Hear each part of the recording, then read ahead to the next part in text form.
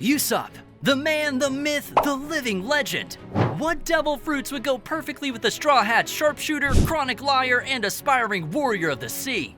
Let's find out. We're gonna go over what fruit Oda himself would give the dashing Mugiwaras, since he's already answered this question in Volume 98's SBS questionnaire. Then we'll throw out some of our select choices and see how they do. Now that that's all cleared up, let's get right into it.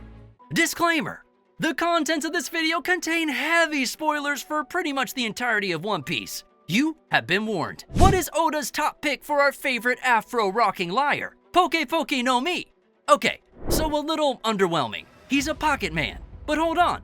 This paramecia-type fruit allows the user's body to turn into a, well, pocket dimension of sorts, allowing them to store pretty much anything just under their skin.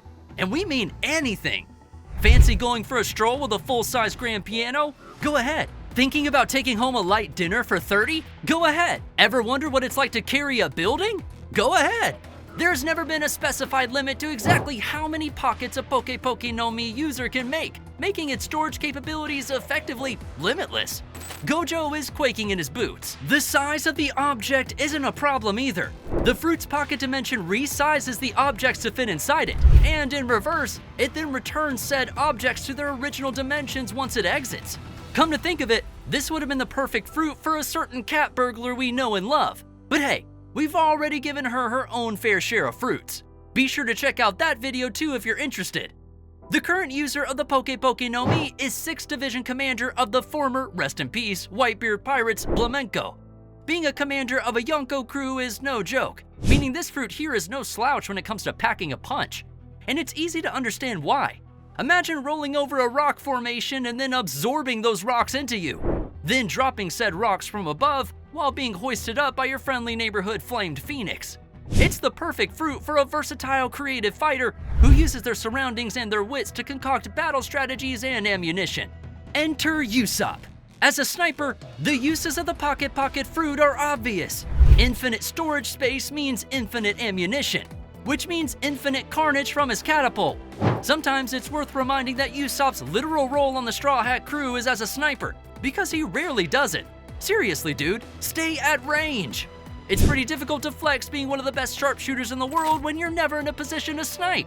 But that's not the only strength this fruit adds to.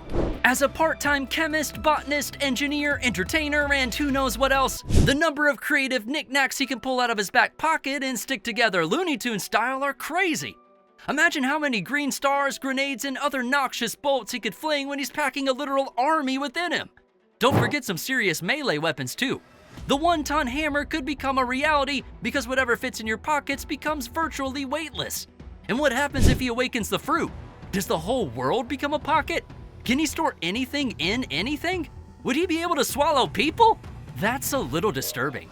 All in all, it's a fun, goofy little gimmick to add to Usopp's jack-of-all-trades roster and would definitely leave room for Oda to write some hilarious, endless pocket gags. But at the end of the day, it doesn't really change much for our favorite sniper. His ranking as a powerhouse in the Mugiwara roster stays more or less the same, albeit with a few cooler moments. What 2 devil fruits do we suggest? Eki no Mi, lizard fruit, model chameleon. Kicking off number 2 with the Zoan type. Of course, this should come as no surprise to fan, artist, and avid Usopp stans, as the Straw Hat has been frequently reimagined and paid homage to in a scalier, sticky-tongued light, in line with his polychromatic personality. At first, it doesn't seem practical to pair Usopp with the close-range offensive capabilities of a Zoan-type fruit, but that changes when you look at the animal that fruit contains. Usopp is an adaptable guy, both in skill and charisma, always able to blend into any situation, drawing a crowd with his stories, sinking into any role he's given, whether it's builder, marksman, or unwitting liberator of an entire city. So with that in mind, the color-shifting scales of a chameleon fit the man like a glove. And don't forget the edge this gives him as a marksman. The ability to climb walls, locating and reaching perfect vantage points from which to fire. The ability to move both eyes independently, clocking on to multiple targets at once. A long, powerful tongue that acts as an extra limb, grappling hook, or rope, adding mobility and ensnaring opponents before landing the perfect shot. And of course, the crown jewel.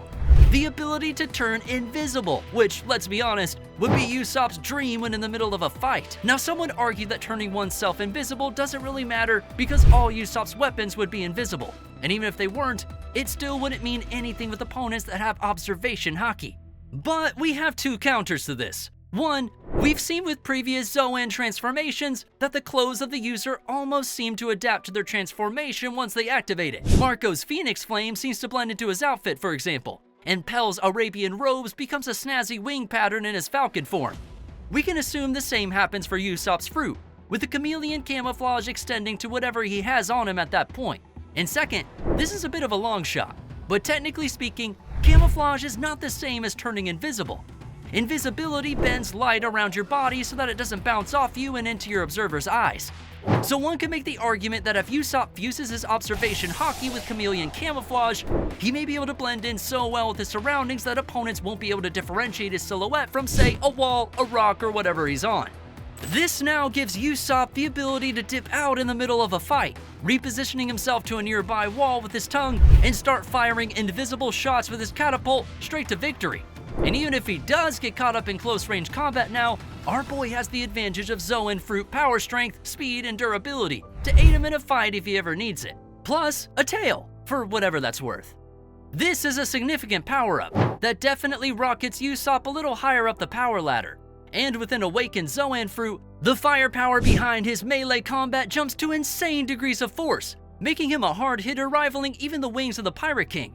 But fists aside, his Eki Eki no Mi makes him the ultimate sniper, a ghost on the battlefield, with enemies never sure where the next volley of bullets and bombs will come from. Whether a pair of sea stone cuffs could come hurling out of the dark, stripping away those devil fruit powers. The Silent Stalker, the Scaled Scourge, the Reptilian Menace. Usopp the Chameleon is here. Hey, he might even one day surpass the great Soge King, whoever that guy is. But what if we told you there was an even more powerful fruit we could give Usopp?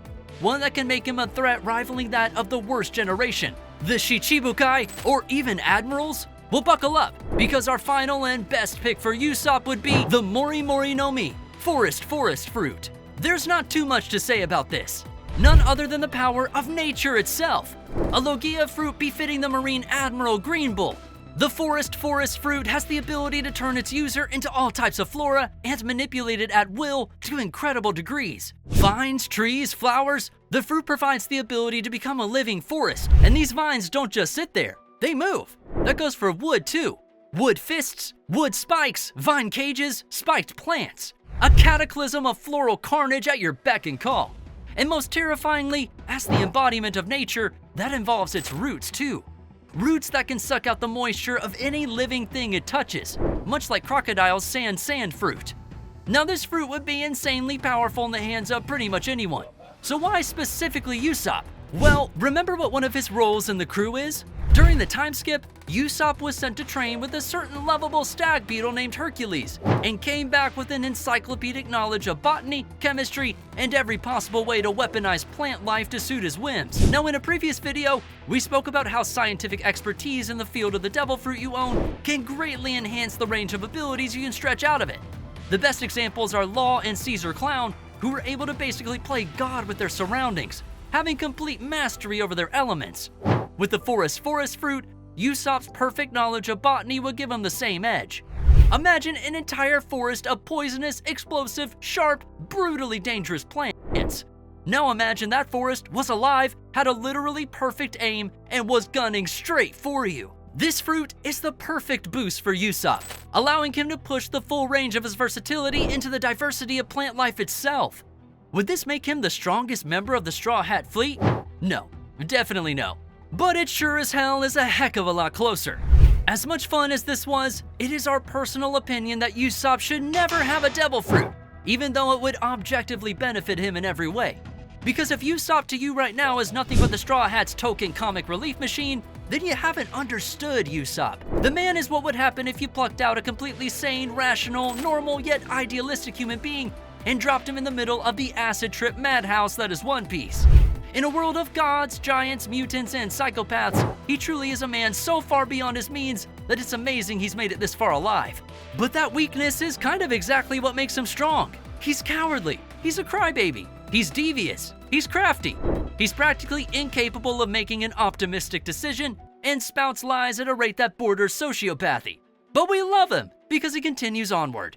He's not a fearless child of destiny like Luffy. He's not a macho, battle-hardened, disciplined sword demon like Zoro. He's not a morally cemented prodigal child of science like Sanji. He's afraid, but he's brave despite that fear, which arguably makes him the bravest fighter of them all. Usopp is our audience's window into One Piece, the one human sane enough to question the insanity that tumbles around him on a daily basis. Usopp's strength as a character lies in his powerlessness. He isn't a force of nature, he's a human being. And he's a human being that'll continue to march towards his dream despite the fear of death that lies in his path. But what do you think? Who's next on the crew? Would Usopp benefit from a different Logia? What about a different Zoan? Check out this video next!